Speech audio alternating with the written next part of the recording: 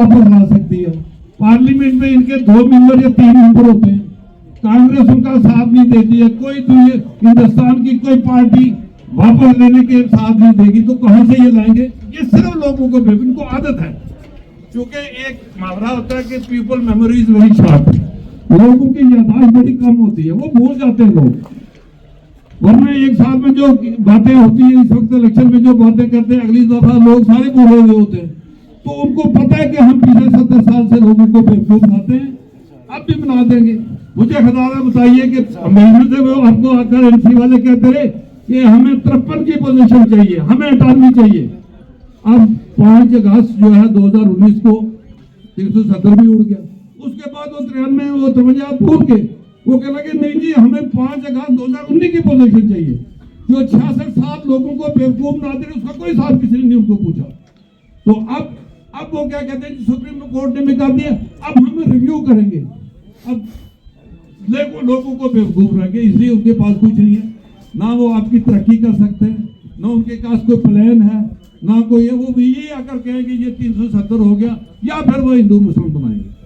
उनका ये होगा ये पार्टी फानी है। कोई देखिए बीजेपी का नारा है सबका साथ, सबका विकास और सबका विश्वास, और हमने वो ग्राउंड सतह पर देखा है कि जो नारा है वो जमीनी सतह पर पूरा उन्होंने लागू किया हुआ। मुझे कोई खड़ा आदमी यहाँ कर होकर बता दे कि जितनी भी स्कीमें हैं वो सिर्फ हिंदुओं के लिए मुसलमानों के लिए नहीं है, वो कोई ऐसी स्कीम है ही नहीं।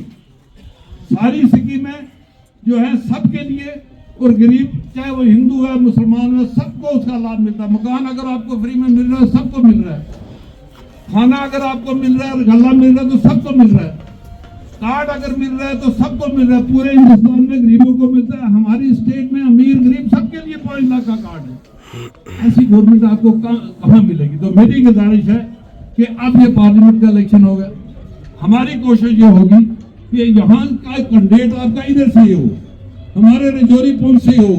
तो अगर आपको यहाँ के कैंडिडेट को अगर आप कामयाब करेंगे, वो पार्लियामेंट में अगर चला जाता है, सदारा बताइए गवर्नमेंट हो बीजेपी की, पैसा हो इतना वसी, खुला पैसा हो और नुमाइंदगी हो यहाँ की, तो पुंछ रजौरी कभी किसी मसले में पीछे रह सकता है? नहीं रह सकता। इसलिए कि लोकल गवर्नमेंट जो है वो हमें आज तक झगड़ा कश्मीर और जम्मू का। कश्मीर वाले कहते हैं कि जम्मू खा गया, जम्मू वाले कहते हैं कश्मीर कहते हैं, पुंछ रजौरी तो हम एंड में आते हैं, जम्मू एंड कश्मीर, एंड वालों को कोई पूछता नहीं है। लिहाजा मैं एक ही मिसाल देता हूँ, टूरिज्म का कितना जबरदस्त सेक्टर है यहाँ, कितना एरिया है यहाँ टूरिज्म का, लेकिन पिछले 70 साल से कश्मीर को टूरिज्म में फ्रंट पे रखा गया, जम्मू को और हमारे इलाके को नहीं देखा गया। अब भी थोड़ा थोड़ा शुरू हुआ है। हमारे ये पिछले खूबसूरत मरगे हैं, ये हमारी झीलें हैं, अगर इनको टूरिज्म के मैप पर लाया जाए तो पूरा मुल्क आएगा देखने के लिए, और उसका फायदा बच्चे बच्चे को मिलेगा। जो टूरिस्ट आएगा वो वहां से होकर सरदार शरीफ आएगा, वो इस रोड से होकर कश्मीर में जाएगा, और जितने भी आपके लोग हैं यहाँ के, वो पैसा सारा उनमें तकसीम होगा। टूरिज्म से बढ़ के अनएम्प्लॉयमेंट दूर करने की कोई बड़ी इंडस्ट्री नहीं है, और टूरिज्म का इतना खजाना है हमारे इलाकों में कि अगर इसको ओपन किया जाए, हमारी सारी टूरिज्म की जो अनएम्प्लॉयमेंट सारी खत्म हो जाती है। इसलिए अनएम्प्लॉयमेंट की आम बातें होती हैं।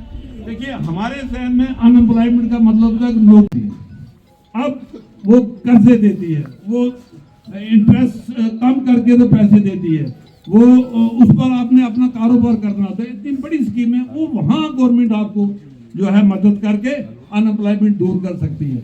मैंने यहाँ देखा एक कारपोरेशन है यहाँ SC/ST कारपोरेशन, ST कारपोरेशन नाम है उसका, लेकिन उसमें जो माइनॉरिटी के लोग हैं, माइनॉरिटी वाले भी वहां से फायदा उठा सकते हैं।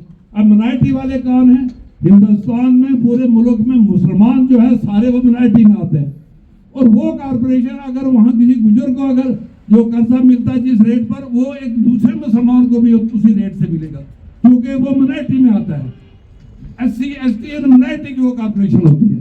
तो कोई मेरे ख्याल किसी को पता नहीं है, ST वाले तो जाते होंगे, बाकी कोई बंदा नहीं जाता होगा। वहाँ आपको 50 लाख तक नॉमिनल ना भी 4-5% पर इंटरेस्ट मिलता है, इंटरेस्ट पर पैसे मिलते हैं, और अपना कोई भी कारोबार आप कर सकते हैं।